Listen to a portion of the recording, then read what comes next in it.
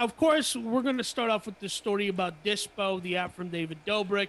And I know that the big man is going to have a lot of rich, and I love the big man. And I know he is not a boomer, but his opinions are about to be That is so not boomer. true. Why do you keep applying my opinions to a boomer? I can statistically show you how mine fit very reasonably into Generation X. He just correct. likes to make fun of me, and you Yes. can just, you know what, off a bridge. But here's the point. You know what's funny? Here's what I find hilarious. I make fun of him because he has no hair. I make fun of him because of his size. But the minute I call him a boomer, it's offensive. It's this guy 2021. loses his marbles. Okay, calling somebody a boomer in 2021 is about as bad as you can get. All right, like there's a lot of 4-letter words out there to me that are worse. But anyway, here, look, you say, Dispo, right, which is partially owned and created, not created, but partially owned by David Dobrik. His problem, and I told him this problem before we started this show, is I was going to give him crap because he's forcing me on a business and marketplace news podcast when there's all these things we can be talking about. We're talking about a dumb YouTube vlogger by the name of David Dobrik. Can I tell you something? What's that? He's not dumb. He is a genius. Okay, all right. A genius in the way that he's a vlogger. Come on. No, let me explain something. David Dobrik single-handedly crafted a vlogging format. He pioneered the 4-minute and 20-second rapid shot clip, like the jump cut video, and they're hilarious. Now, the reason I think the story is interesting is because the guy who basically pioneered vlogging itself, a guy named Casey Neistat, started a company called Beam. And it had a similar, not the same functionality, but the spirit of the function was that we are going to give you the opportunity to document a moment without forcing you to not be in the moment, right? Because Beam, you would put the camera against your chest because you can't look at the screen. They would take pictures. Dispo, you take the pictures and you don't get them until 9 o'clock the next morning, like a disposable camera. Well, and this is my issue. Let's separate. Tell me about your issue. Let's separate this. Let's talk about the app second and this guy first.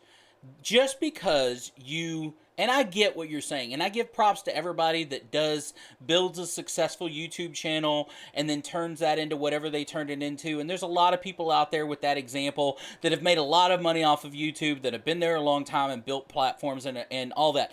And they convert that into other business. Right. And David Dobrik, but here's my issue with that when they convert to other businesses, is just because you are a successful YouTube creator, right, does not make you a good businessman, and does not make you good at anything else.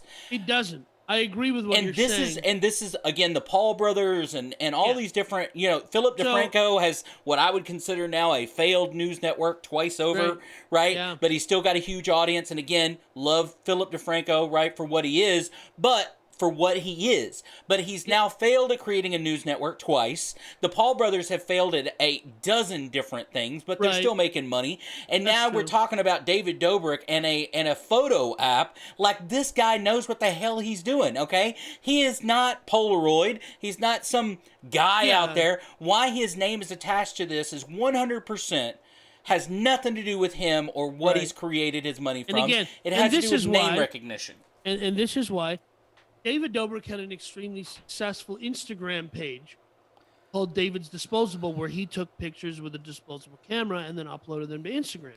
So it makes marketing sense. So then I'll give you that. Yeah, so let me put it to you this way. David Dobrik is not the CEO of the company. David Dobrik is... He's a name. He's a name attached to the app.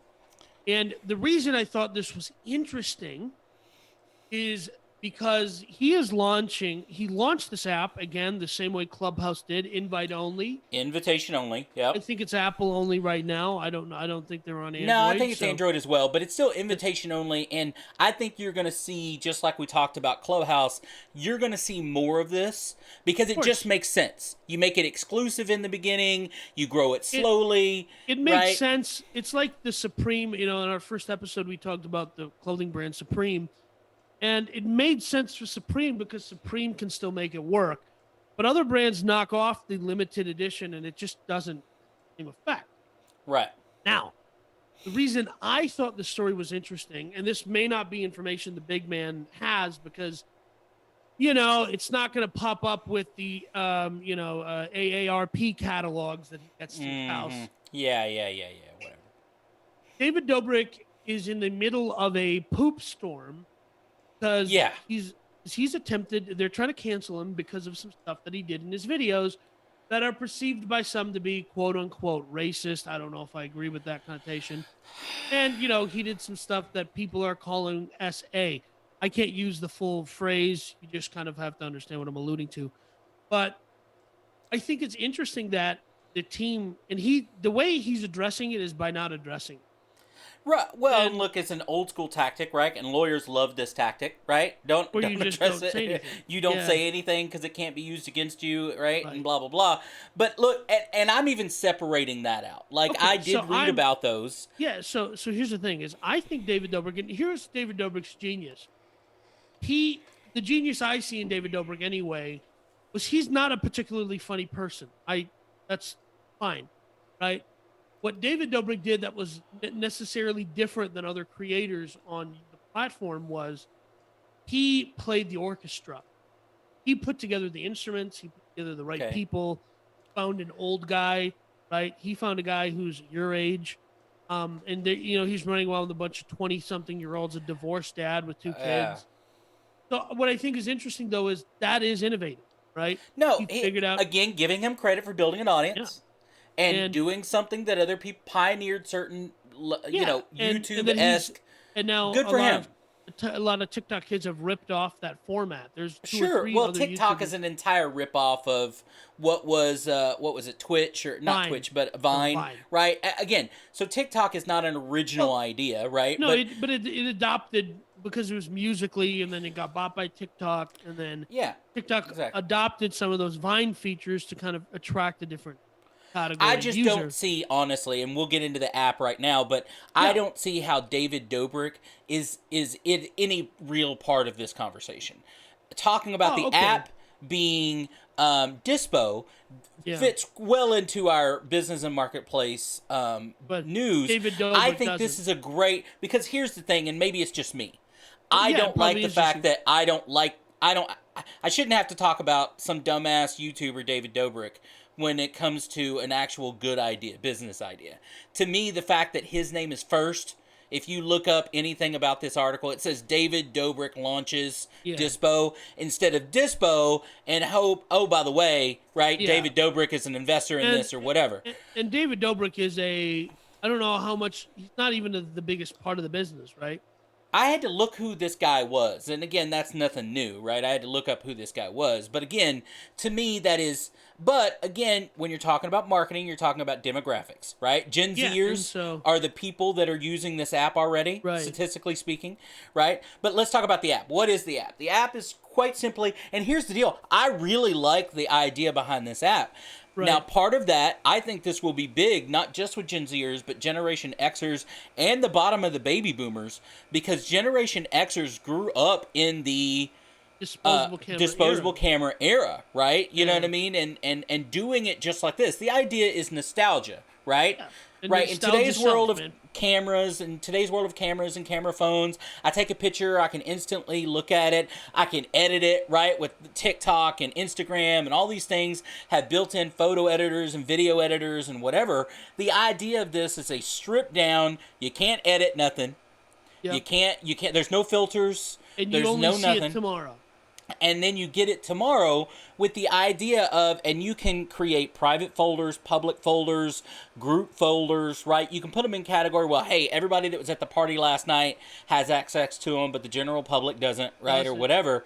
And then you get that automatic last night nostalgia. Hey, here's what happened at that party. And it's like, I think that one of the premise of the app was like, it's kind of like at the end of, I forget the movie now, but it's like, hey, everyone can now, we make a folder for the Idiots versus Idiots convention, right? Right. And we take the pictures at the cocktail hour the night before, and you and I and the 50,000 other people that are at this extremely massive convention that we're doing. Mm-hmm. They can see the pictures, but if you didn't pay to be at the convention, you don't get the passwords to see them. And I think, everyone can contribute their picture, right? So you get it from all angles. Absolutely. I think the app, here's my curiosity, right?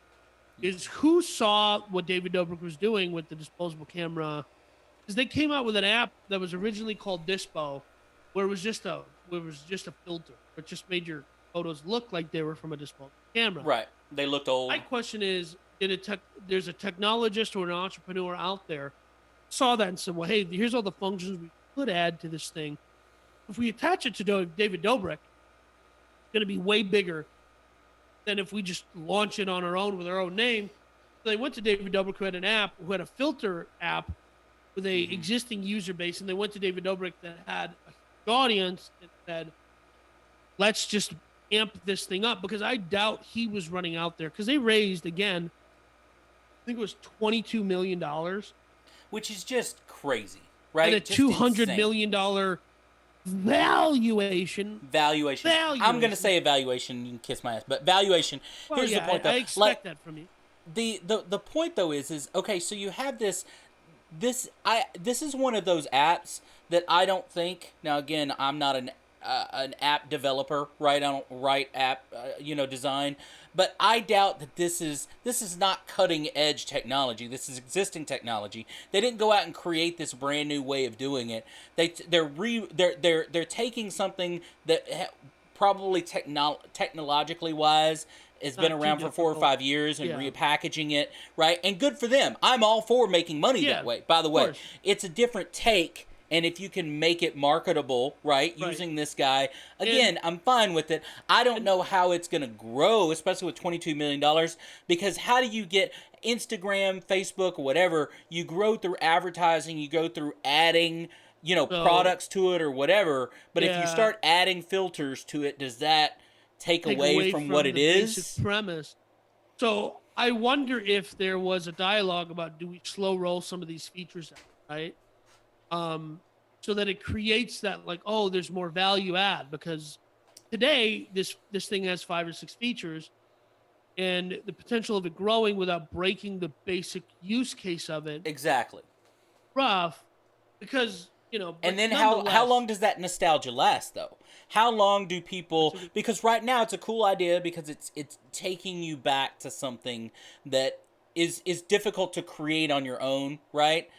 With telling people, hey, I don't want you to use any filters. Here's real life, right? And look, you should really go out and watch. I'm sure Danny will link it in the description down below. The actual ad for this app, right, is David Dobrik in old person makeup, right, looking through a shoebox of old Polaroids. That there's probably people listening to this podcast that doesn't know what an old school Polaroid photo actually looks like. Yeah, what is that? You help me out. You know what it is. Don't be a jerk. But the point, though, is it's a well done ad. I don't know necessarily why, instead of getting just an old person to do it for them, why David Dobrik needed to be in old person makeup to do it. Well, but whatever, right? Listen, he's appealing to his audience, and they can feel nostalgic about literally last year. Okay?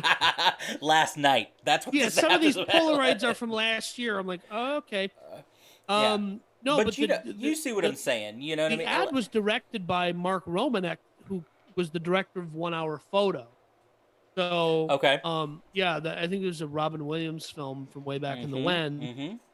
Well, most people watching this wouldn't understand that either. 1 hour photo was a thing when you had to develop film, right? And then it used to be, way back in the day, you had to drop it off, and days or weeks later, you would get it back. But then 1 hour photo came along when Walgreens and CVS's and Walmarts or whatever, where you could get it back an hour, which back in the day became, and then 1 hour photo, you had these stands pop up in big cities that weren't inside a store. But anyway, look.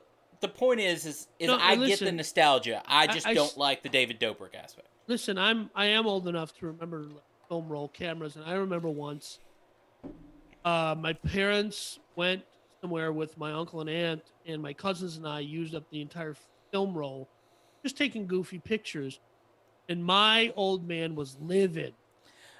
Have to, because picture something on there they wanted, so they developed it. He was and they have to develop all of them initially. Yeah. And the film roll comes out. It's just goofy stuff.